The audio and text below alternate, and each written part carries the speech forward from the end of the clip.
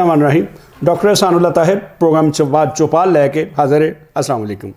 आज साडे नाल गलबात करने वास्ते फैसलाबाद तो तशरीफ लाए ने जनाब डॉक्टर मुहम्मद अयूब साहब। डॉक्टर अयूब साहब तुहाडा की हाल है जी? अल्हम्दुलिल्लाह। डॉक्टर अयूब साहब होरी तहकीक की दुनिया दे विच पंजाबी तहकीक के हवाले दे नाल पंजाबी तनकीद के हवाले दे नाल एक बड़ा उचकोटी का नाम है और बड़ी मुस्तनिद और बड़ी मोतबर गल करते हैं।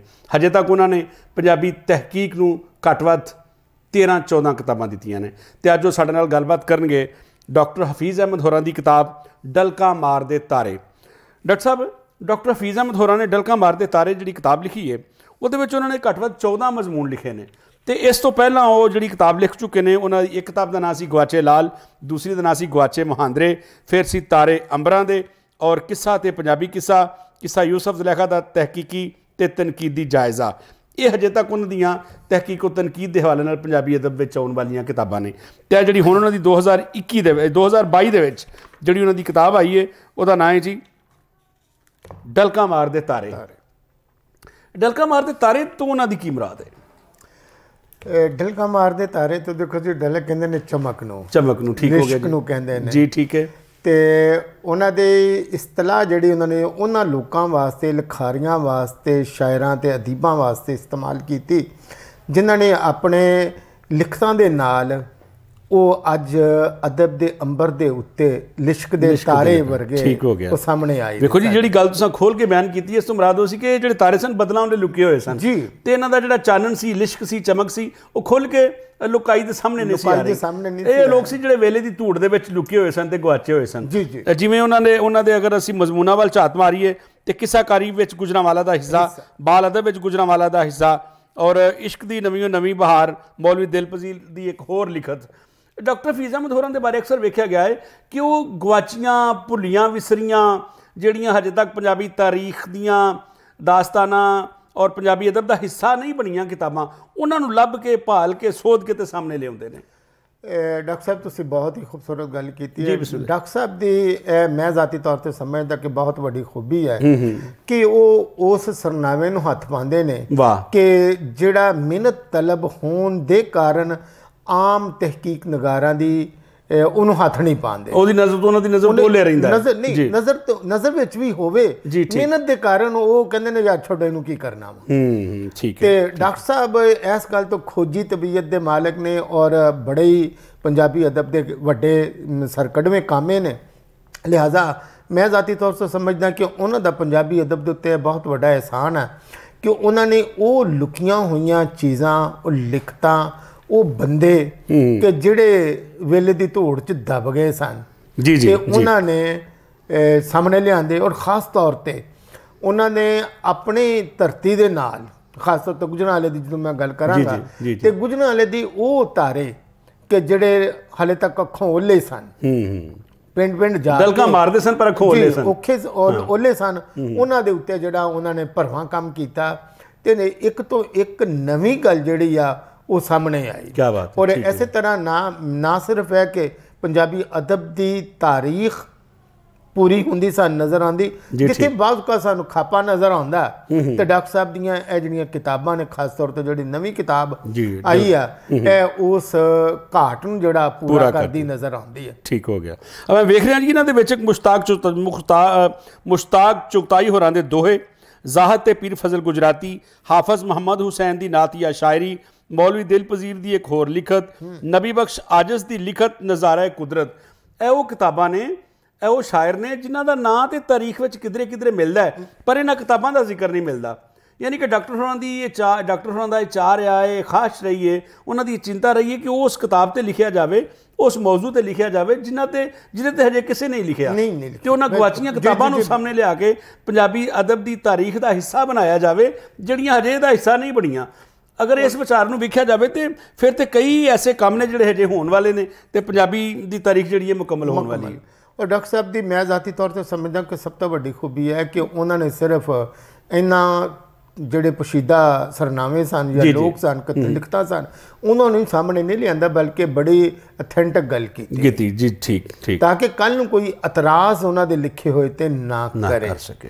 बकायदा उन्होंने सबूत फराहम जड़ा वो कीता और ए सबूत फराहम करना ही उन्हों दी एक उच्ची ਤਹਿਕੀਕ ਨਗਾਰੀ ਦਾ ਜਿਹੜਾ ਉਹ ਸਬੂਤ ਹੈ। ਸਬੂਤ ਔਰ ਸਬੂਤ ਨੂੰ ਲੱਭ ਕੇ ਲਿਆਣਾ ਔਰ ਸਾਹਮਣੇ ਸ਼ਬਦ ਪੇਸ਼ ਕਰਨਾ ਆਪਣੇ ਢੰਗ ਦੇ ਨਾਲ, ਇਹ ਉਹਨਾਂ ਦੀ ਖੋਜੀ ਤਬੀਅਤ ਔਰ ਮਿਹਨਤ ਦਾ ਪ੍ਰਤੀਕ ਹੈ। ਤੁਹਾਡਾ ਕੀ ਖਿਆਲ ਹੈ ਡਾਕਟਰ ਹਫੀਜ਼ ਅਹਿਮਦ ਹੋਰਾਂ ਦਾ ਜਿਹੜੀ ਤਹਿਕੀਕ ਦਾ ਕੰਮ ਹੈ ਉਹ ਇਸ ਸਮੇਂ ਦੇ ਵਿੱਚ ਤਹਿਕੀਕੀ ਜ਼ਰੂਰਤਾਂ ਪੂਰੀਆਂ ਕਰ ਰਹੇ?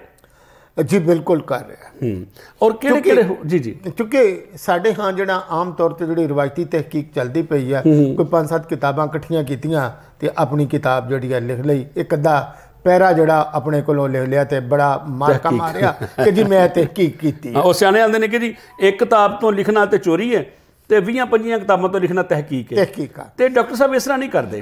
ਉਹ ਇੱਕ ਨਵਾਂ ਕੰਮ ਕਰਦੇ ਨੇ, ਵੱਖਰਾ ਨਵਾਂ ਕੰਮ ਕੀਤਾ। ਮੈਂ ਸਮਝਦਾ ਵਾਂ ਕਿ ਉਹਨਾਂ ਦੇ ਕੀਤੇ ਹੋਏ ਜਿੰਨੇ ਵੀ ਕੰਮ ਨੇ ਉਹਦੇ ਵਿੱਚ ਇੱਕ ਐਮਫਿਲ ਦਾ, PhD ਦਾ, BS ਦਾ, MA ਦਾ ਮਕਾਲਾ ਸਮਾਇਆ ਹੁੰਦਾ ਹੈ। ਬਿਲਕੁਲ ਸਮਾਇਆ। ਯਾਨੀ ਕਿ ਉਹ ਆਪਣੇ ਸਰਨਾਮਿਆਂ ਦੇ ਨਾਲ ਆਪਣੇ ਪੜ੍ਹਨਾਰਾਂ ਨੂੰ, ਪੜ੍ਹਿਆਰਾਂ ਨੂੰ ਮੌਜ਼ੂਆਤ ਦਿੰਦੇ ਨੇ ਕਿ ਇੰਨੇ ਸਾਰੇ ਮੌਜ਼ੂਆਤ ਨੇ, ਇਹਨਾਂ ਤੇ ਕੰਮ ਕਰੋ। ਸ਼ਖਸੀਆਤ ਤੋਂ ਹਟ ਕੇ ਵੀ ਕੰਮ ਕਰ ਲੈਣਾ ਚਾਹੀਦਾ ਸਾਨੂੰ। ਔਰ ਡਾਕਟਰ ਸਾਹਿਬ ਦੇ ਮੈਂ ਕਹਿੰਦਾ ਕਿ ਇਹ ਬੜੀ ਵੱਡੀ ਖੂਬੀ ਆ ਜੀ ਕਿ ਉਹਨਾਂ ਦਾ ਜਿਹੜਾ ਇੱਕ ਆਰਟੀਕਲ, ਜਿਹੜਾ ਇੱਕ ਮਜ਼ਮੂਨ ਆ ਕਿਸੇ ਵੀ ਕਿਤਾਬ ਦਾ, ਉਹ ਬਜ਼ਾਤੇ ਖੁਦ ਇੱਕ ਮਕਾਲਾ ਹੈ। ਕੀ ਬਾਤ ਹੈ। ਔਰ ਉਹ ਖੋਜ ਕਰਨ ਵਾਲਿਆਂ ਨੂੰ ਸਿਰਫ ਪ੍ਰੇਰਨਾ ਹੀ ਨਹੀਂ ਦਿੰਦਾ, ਬਲਕਿ ਉਹ ਰਸਤੇ ਵੀ ਦੱਸਦਾ ਜਿਨ੍ਹਾਂ ਤੇ ਚੱਲ ਕੇ ਉਹਨਾਂ ਨੇ ਆਪਣੀ ਅਗਲੀ ਖੋਜ ਜਿਹੜੀ ਆ ਉਹ ਪੂਰਨ ਕਰਨੀ। ਕੀ ਬਾਤ ਹੈ ਜੀ, ਕੀ ਬਾਤ ਹੈ। ਉਹ ਸਾਧਨ ਕੀ ਨੇ, ਉਹ ਸੋਰਸ ਕੀ ਨੇ, ਕਿ ਕਿੱਥੇ ਉਹਨਾਂ ਨੇ ਜਾਣਾ ਹੈ, ਕਿਹੜਾ ਰਸਤਾ ਅਪਣਾਉਣਾ ਹੈ। ਤੇ ਇਹ ਉਹਨਾਂ ਦਾ ਇੱਕ ਮਜ਼ਮੂਨ ਜਿਹੜਾ ਕੋਈ ਵੀ ਚੱਕ ਕੇ ਦੇਖ ਲਓ, ਉਹਦੇ 'ਚ ਤਿਸ਼ਨਗੜੀ ਜਿਹੜੀ ਆ ਉਹ ਘਾਟ ਕਿਸੇ ਚੀਜ਼ ਦੀ ਨਹੀਂ ਹੁੰਦੀ। ਡਾਕਟਰ ਸਾਹਿਬ, ਡਾਕਟਰ ਹਫੀਜ਼ ਅਹਿਮਦ ਹੋਰਾਂ ਨੇ ਆਪਣੀ ਕਿਤਾਬ ਡਲਕਾ ਮਾਰ ਦੇ ਤਾਰੇ ਦੇ ਵਿੱਚ ਸਾਇੰਸੀ ਔਰ ਸਾਇੰਟੀਫਿਕ ਤਕਾਜ਼ੇ ਵੀ ਤਹਿਕੀਕ ਦੇ ਪੂਰੇ ਕੀਤੇ ਨੇ। ਜੀ ਜੀ ਬਿਲਕੁਲ। ਉਹਨਾਂ ਨੇ ਜਿਹੜੀਆਂ ਨਵੇਂ ਰੁਝਾਨਾਤ ਨੇ ਤਨਕੀਦ ਦੇ, ਉਹਨਾਂ ਨੂੰ ਵੀ ਉਹਨਾਂ ਦੀ ਪਾਲਣਾ ਕੀਤੀ ਆ, ਉਹਨਾਂ ਨੂੰ ਸਾਹਮਣੇ ਰੱਖਿਆ। ਮਤਲਬ ਉਹਨਾਂ ਦੇ ਬਹੁਤ ਸਾਰੇ ਮਜ਼ਾਮੀਨ ਐਸੇ ਨੇ ਜਿਵੇਂ ਅਸਨਾਫੇ ਸੁਖਨ ਤੇ ਕਿਸੇ ਤੇ ਲਿਖਣਾ। ਜੀ ਠੀਕ।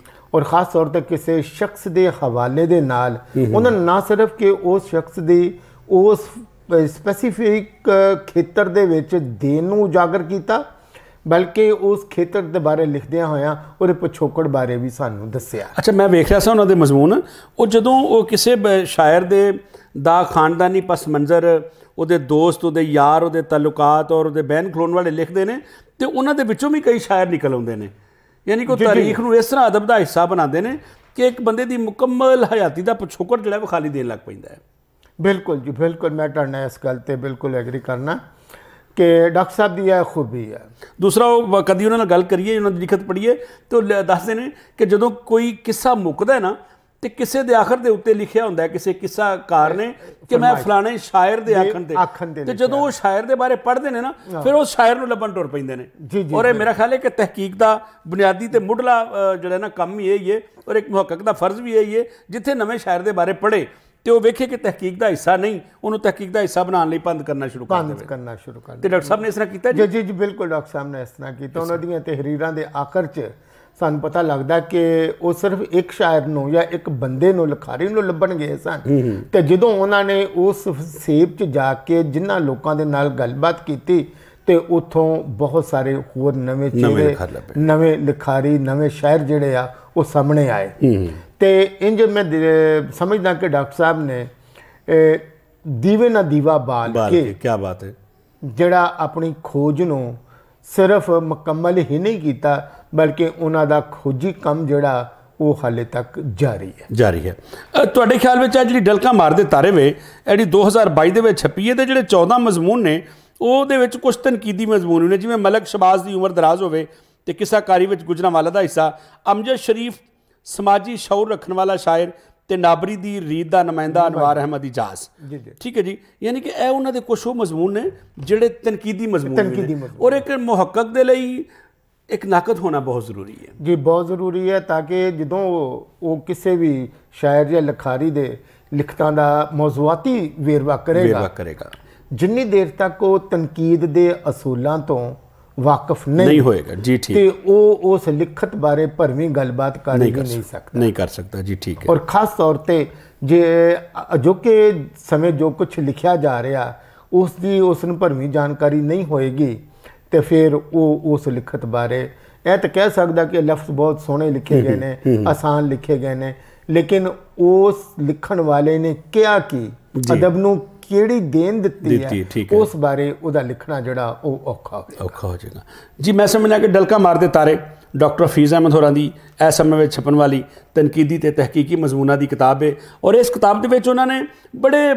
ਬੜੇ ਸਲੀਕੇ ਦੇ ਨਾਲ ਬੜੇ ਕਰੀਨੇ ਦੇ ਨਾਲ ਤਹਿਕੀਕ ਤੇ ਤਨਕੀਦ ਨੂੰ ਇੱਕਵੇਂ ਕਰਕੇ ਜਿਹੜੇ ਮਜ਼ਮੂਨ ਲਿਖੇ ਨੇ ਉਹ ਅੱਜ ਦੇ ਸਮੇਂ ਦੀ ਪੰਜਾਬੀ ਸ਼ਾਇਰੀ ਨੂੰ ਰੰਗ ਲਾ ਰਹੇ ਨੇ ਔਰ ਉਹਨਾਂ ਦਾ ਜਿਹੜਾ ਤਹਿਕੀਕ ਦਾ ਢੰਗ ਹੈ ਉਹ ਐਡਾ ਪੱਕਾ ਪੀੜਾ ਮੁਸਤਨਦ ਤੇ ਮੋਤਬਰ ਹੈ ਕਿ ਉਹ ਜਿਹੜੀ ਵੀ ਗੱਲ ਕਰਦੇ ਨੇ ਇੱਕ ਮੁਕੰਮਲ ਹਵਾਲੇ ਦੇ ਨਾਲ ਕਰਦੇ ਨੇ ਔਰ ਤਨਕੀਦ ਦੇ ਨਾਲ ਜਿਹੜੀ ਤਨਕੀਦੀ ਹਵਾਲੇ ਦੇ ਨਾਲ ਜਿਹੜੀ ਗੱਲ ਕਰਦੇ ਨੇ ਉਹਦੇ ਵਿੱਚ ਵੀ ਉਹਨਾਂ ਦੇ ਮੁਕੰਮਲ ਤਨਕੀਦੀ ਵਿਚਾਰ ਤੇ ਵਿਜ਼ਨ ਜਿਹੜਾ ਖੁੱਲ੍ਹ ਕੇ ਸਾਹਮਣੇ ਖੁੱਲ੍ਹ ਕੇ ਆਉਂਦਾ ਬਲਕਿ ਉਹ ਉਸ ਲਿਖਤ ਦਾ ਹਵਾਲਾ ਵੀ ਦਿੰਦੇ ਨੇ। ਠੀਕ ਹੋ ਗਿਆ। ਸਿਰਫ ਆਪਣੇ ਵਿਚਾਰਾਂ ਦਾ ਇਜ਼ਹਾਰ ਨਹੀਂ ਕਰਦੇ ਬਲਕਿ ਉਹ ਪੜ੍ਹਨ ਵਾਲੇ ਨੂੰ ਦੱਸਦੇ ਨੇ ਕਿ ਮੈਂ ਜਿਹੜੀ ਗੱਲ ਕਹਿ ਰਿਹਾ ਵਾਂ ਉਹ ਮੈਂ ਆਪਣੇ ਵੱਲੋਂ ਨਹੀਂ ਕਹਿ ਰਿਹਾ, ਮੈਂ ਇਹ ਸਬੂਤ ਦੇ ਤੌਰ ਤੇ ਪੇਸ਼ ਵੀ ਕਰਦਾ ਹਵਾਲਾ। ਮੈਂ ਇੱਕ ਹੋਰ ਇਹਨਾਂ ਦੀ ਖੂਬੀ ਕਿ ਜਦੋਂ ਕਿਸੇ ਸ਼ਾਇਰ ਦੀ ਸ਼ਾਇਰੀ ਤੇ ਗੱਲਬਾਤ ਕਰਦੇ ਨੇ ਨਾ ਉਹਨਾਂ ਦੀ ਹਮਦ ਦਾ, ਨਾਤ ਦਾ, ਲੋਕ ਦਾਨਸ਼ ਦਾ, ਮਜ਼ਹਬੀ ਹਵਾਲਾ, ਸਮਾਜਿਆਤ ਦਾ, ਸਿਆਸੀ ਹਵਾਲਾ, ਉਹਦੀ ਆਪਣੀ ਹਯਾਤੀ ਨੂੰ ਵੇਖਣ ਦੇ ਢੰਗ ਦਾ ਹਵਾਲਾ ਜ਼ਰੂਰ ਦਿੰਦੇ ਨੇ।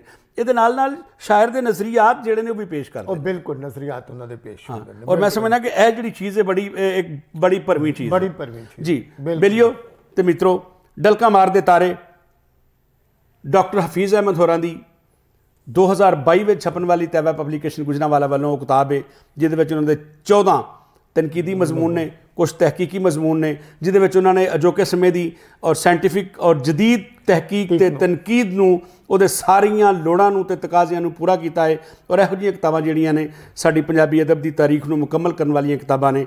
ਅਗਲੀ ਕਿਤਾਬ ਦੇ ਨਾਲ ਫਿਰ ਤੁਹਾਡੇ ਨਾਲ ਹਾਜ਼ਰ ਹੋਵਾਂਗੇ। ਡਾਕਟਰ ਮੁਹੰਮਦ ਅਯੂਬ ਫੈਸਲਾਬਾਦ ਤੋਂ ਤਸ਼ਰੀਫ ਲਿਆਏ। ਡਾਕਟਰ ਸਾਉਲਾ ਤਾਹਿਰ, ਇਜਾਜ਼ਤ ਦਿਓ। ਅਸਲਾਮ।